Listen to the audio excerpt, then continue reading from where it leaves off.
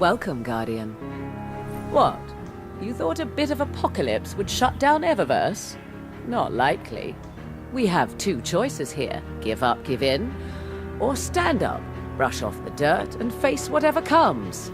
With style. Even in the worst of times, if you look good, you feel good. Thanks for shopping Eververse, Guardian. Ahoy gamers, and welcome on in to another Destiny Thoughts and Discussion video. And the topic of today's video is none other than the disappointing event that is Solstice of Heroes, specifically 2021's iteration of Solstice of Heroes. But honestly, this is more of a discussion about the issues that are involved with every single Destiny game in-game event. We're going to talk about this event, and what I say about this event can broadly be used for every other in-game event that Destiny uses. The Festival of the Lost, the Dawning, and the Guardian games, as I've already released a review on Guardian games, and my thoughts are relatively shared from that video. I'm gonna throw some possible solutions out here at the end of the video that might make these events better in the long run. We'll see. The point of this video is to really just have a discussion and talk about these events. It's not to bring hate, so if you enjoyed the event, that's good. I'm happy for you. I'm glad your experience is better than mine. On a side note, this video took me a while to make, including being one of the actual scripted videos that I make, and scripted videos always take me forever because I can't stand writing scripts. So if you enjoy the video at the end, you even don't enjoy it, let me know in the comments below if you don't enjoy it. But if you did enjoy it, consider subscribing, leave a like. It'll mean the world to me. It'll show me that these videos are wanted and I can keep making them. On a side note, this was recorded on the 28th, before Solstice has ended, as far as I'm aware, and we will, if that makes a difference, if something is added after this point that corrects me, I will put out a tweet or something like that. I don't know, I don't think anything will say this event. It's pretty lackluster. Let's get straight into the discussion. I'd like to start off with the positives. There are improvements over last year's iteration of Solstice of Heroes. The traversal of the map has greatly been improved upon, as they have added gravity cannons that now help this year, that help you traverse the vertical space, which I found as a warlock was a huge help because I struggled. This year is also for the first time has a weapon that's attached to Solstice of Heroes. As far as I'm aware, I don't think they've ever attached a weapon to Solstice of Heroes before.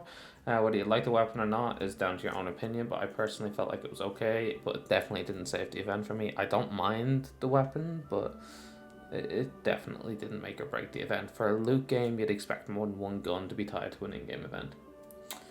Moving on to the issues, and yeah, that was it. A short list of 2 improvements, and the rest of the video is negatives or neutral issues that I see in my experience with the Solstice of Heroes event. Issue number 1, the EAZ again, for what I think is the 3rd year in a row, now is back and better than ever.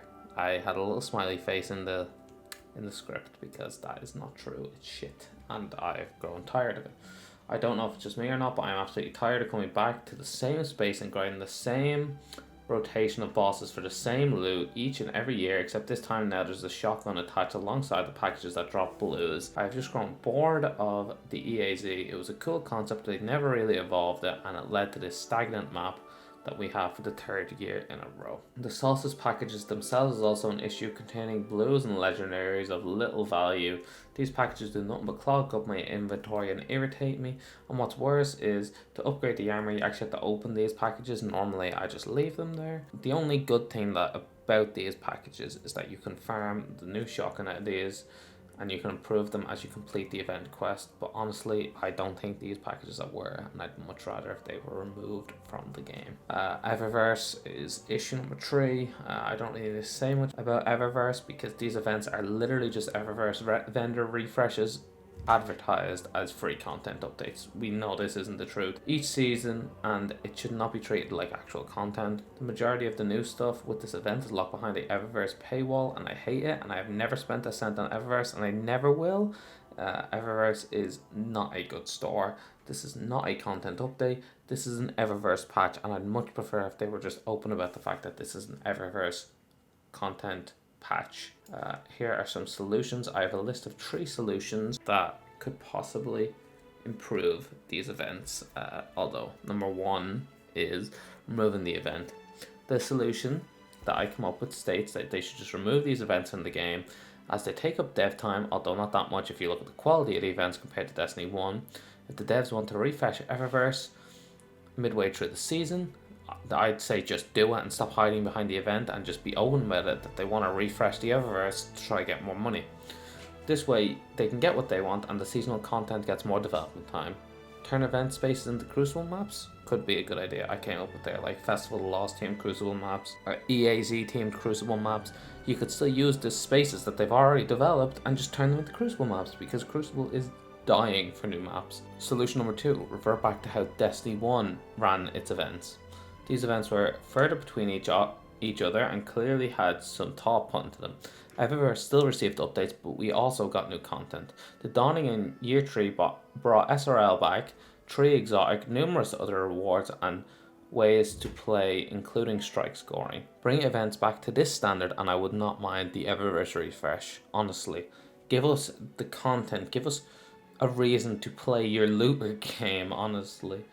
Bungie, Jesus. Solution number 3, put some of the Eververse loot into the event packages with a low drop rate. This gives the event packages a purpose and allows the community to possibly get some of these new Eververse items. This could be a very low drop rate, but still solve some of the issues as mentioned before. They could even do it where you're able to get 10 Eververse items in your loot boxes, but they drop on low and they are random, so you might get lucky and you might not get lucky. Could make it just a little bit more interesting. And with that, I'm going to end the video here. I hope you enjoyed the discussion and my thoughts. While the video was about Solstice, my thoughts can really be the same for most Destiny events, as I said at the start. I've said my recommendations to fix these events, and if you agree, let me know in the comments below. Of course, leave a like, as I said at the start of the video. If you enjoyed, subscribe, and I'll see you guys in the next Destiny 2 video. Thank you for watching.